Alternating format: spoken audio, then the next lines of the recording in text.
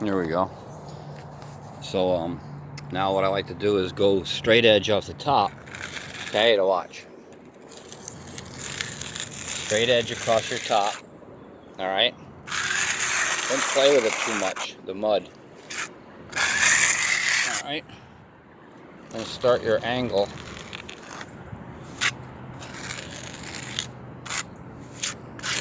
I make it look easier than it is. I always make it look easier than it is. But it's not hard. It's not difficult. Trust me. Especially when you're getting debris in it and there's paint on your trowel and whatever else. And I'm still going to make a perfect repair.